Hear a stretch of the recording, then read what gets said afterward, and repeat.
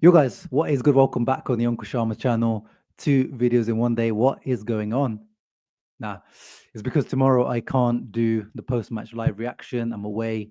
So I did the video that if you haven't watched, make sure you check it out. The video on Oak Tree into what to expect, realistic expectation and outlook. So make sure you check that video out. And then, of course, tomorrow we are back. We are actually the first Serie A team to play week kickoff. Serie A returning from the international break. Hellas Verona versus Inter. Always a bit of a tricky match. And yes, the international break is over. And it's over until March. We don't have to hear about this international break until March. And this one, luckily, aside from Hakan's injury, unfortunately, but aside from that, it has been a much more stress-free break. Yes, Di Marco Bastoni, Barella played a lot for Italy, but no injuries, luckily, and no one else got injured. Everyone's back in one piece. And we also had the news of Jan Bisek getting his renewal. Shout out to him. Well deserved renewal. And he's a baller now, doubling his salary to 1.5 million net. And deserved, yes, he's maybe made a few mistakes this season at the beginning, but when you look at his year and whatever he's been at Inter, good signing, good performances. You can see there's potential there. I'm glad we've renewed him and secured him there. But anyway, let's get into tomorrow's game. First, obviously, covering quickly the Hakan news. It is not a serious injury. It was an injury scare in the Turkey versus Wales game in the Nations League. But it is the same injury that he had a few weeks ago, the thigh injury, discomfort in his thigh. But Inter breathed a sigh of relief because he underwent some tests and they revealed that he had not suffered a serious injury and he's already managed to return to training already. But I don't think he's traveling with the team tomorrow, or if he is, he definitely won't be partaking. And he's lacking match fitness and sharpness, of course. Whether he'll be there for the next game against Leipzig is also unlikely, and I would rather not risk him for that game as well. We know Inzaghi has been rotating in the Champions League anyway, but if he's not fully fit, I'd rather rest Hakan until he is fully fit because we definitely need our Turkish maestro back to his best, fully fit, up until we can have him until he goes away with Turkey. Um, in terms of predicted lineups, let's talk about it. Who is going to replace Hakan? It is finally the time of our Stipe, Christian Asllani, who has to once again step up. The Christian Asllani train has seen a lot of people walk out of that train. They've jumped off that train. I still remain on that train because I believe in the boy. Yes, maybe. I mean, we've talked about it from since we've signed him. Maybe he's not a regista or CDM, especially right now in this phase of his career. We've said, Empoli in the youth teams, he always played a little bit higher, sometimes even as an attacking mid. Maybe he's a mid Zala, really. But Inzaghi, since day one, Inzaghi has always said he is my regista. Since Brozovic left, he said he is my vice Hakan. If Asllani is fit, he is the vice Hakan, not Zielinski, not Barella. He played with Albania. Unfortunately, he's been injured when Hakan was injured recently, so now he's fit. So no excuses for him. Yes, I'm on the, still a Asllani believer, but he has to step up at some point. And tomorrow he's going to be playing with the starters. One complaint that I've had with Asllani criticism is that a lot of the times he's not starting with the starters. But tomorrow he's starting with the starters. He's playing with Barella, Mkhitaryan. No excuses against Hellas Verona. He has to step up and make that position his own. Not saying he has to step up to Hakan level, but he has to show us that, down the line, if we end up selling Hakan at some point, we may have someone ready to step in. If not, then yes, in the summer, you cut the umbilical cord and sell him. Because on the other side, there's a rumored post Asllani, if you could say, which is Reda Belahyane, young Moroccan midfielder, 20 years old, who I don't think is a CDM, but he's been linked to us and a lot of guys I know on Twitter are hyping him up as a potential Asllani replacement. But this guy is a lovely player, by the way. I've liked him since the first few match days this season. 20-year-old Moroccan, but he is only 169 centimeters, 53 kilograms, according to Sky Sport here. He is very small. So all the complaints that people have with Asllani, like you can't be an Asllani doubter, especially if you doubt his physical and defensive capabilities, and then say that you want Belahyane.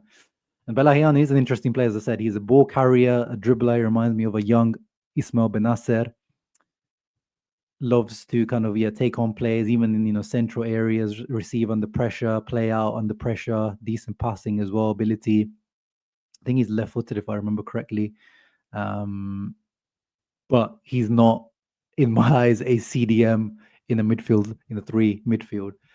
He is what is in this position, in the two, allowed to kind of roam a little bit.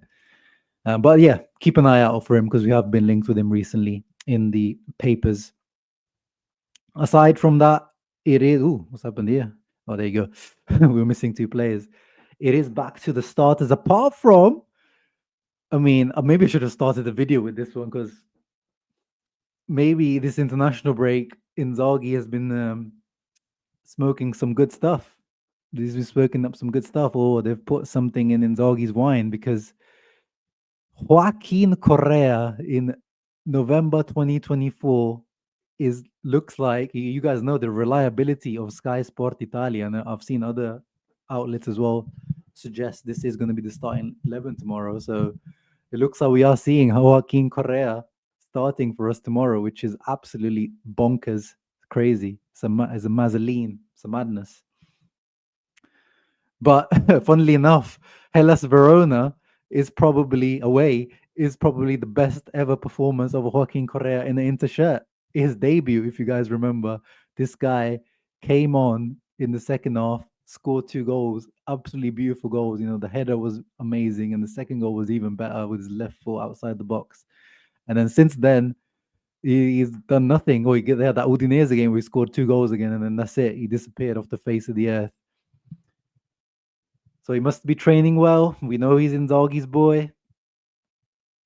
But I wanted to see Taremi tomorrow, man. I thought this was the game for Taremi. I know he's also been away on international duty. This is why Lautaro's not starting, because he's got, the typical issues for the South Americans when they fly back from the international duty, jet lag, getting accustomed again to the time zone and, tiredness, fatigue. So I understand Lautaro not starting, but I thought it should be Mehdi Taremi's time. And we know usually, we know the Champions League. So it's pretty much certain that, if Taremi is not starting tomorrow, that he is starting against Leipzig. And we know Taremi has been starting all the Champions League games. So that makes sense. But again, what's wrong with playing Taremi 2 games in a row? This is one of the issues I have with Inzaghi. A lot of the times when, in the past with like someone like Gosens, Taremi now, like, how are guys going to get into the rhythm of this team, get accustomed, get the chemistry going in the team if you don't give him 2-3 games in a row? Sometimes, you bring him in, then you bring him out, bring him in, bring him out. It's difficult for guys to pick up, the style of play and the tactics and everything. But of course, Correa not starting, it means we have a really stacked bench, which means we can, if Correa does nothing, which I'm expecting him to not do much, that means we can bring on Lautaro Martinez and Taremi off the bench. The other surprise is Carlos Augusto coming back in straight after his injury. I thought he would be eased in a little bit. But we know also Di Marco has played a lot of football recently with Italy and Inter because of Augusto's injury. And I've also would have used Augusto to come on maybe in the second half to give Bastoni a rest, But I guess he'll probably move Bisek in the second half to left centre back and then bring Pavard on. I'm surprised. Yeah, usually, Serie A, Inzaghi has been starting what we call the starters. And you can see now Darmian is back as a starter right wing back now that Carlos Augusto is back, which is what I was kind of saying, that Dumfries was starting because of Augusto's injury, because Darmian is the only kind of left wing backup at the moment, because Buchanan isn't seen as an option yet. But regardless of whatever, this lineup is good enough to beat Hellas Verona tomorrow, 2 p.m. kickoff. Let's have a quick look at Verona. Yeah, it's pretty much same team as last year. This team, apart from Tengsted and Harui coming in. Thomas Suslov, interesting player, lovely left foot. Chachua, interesting fullback as well. But we know this team. We've played against Magnani and Davidovic many years. Montipo, very very similar team. Lazovic, you gotta beat this team. You gotta beat this team. Quality wise, I think I predicted them to go down, and they are once again overperforming Hellas Verona. But surely this Inter team, regardless of who starts tomorrow, even if it was Arnautovic starting tomorrow, you got to dispatch these guys. They're 12 points of 12 games, so doing well.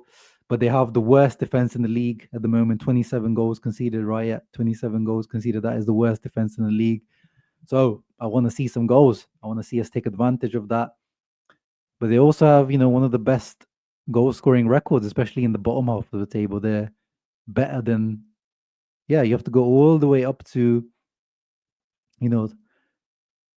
all the way up to seventh to Milan to find a better goal scoring team. So they are good going forward and not so good sitting back, which is usually the other way around with this Hellas Verona team. But regardless, as I said, Correa, Arnautovic, whoever it is, this team has to do its job. We need to keep the pressure at the top on Napoli. We are 1 point behind. Napoli against Roma. Hopefully, Roma have the new manager bounce with Ranieri coming in. So my prediction is a tricky first half, maybe, but in general, to dispatch them quite comfortably, I'm going for a 3-1 victory. No Correa goal, but I'm going for Marcus Thuram goal, maybe a Barella goal, and maybe a defender, maybe a Bissek goal. That's my prediction. You guys let me know yours in the comments down below. Ciao ragazzi, forza Inter.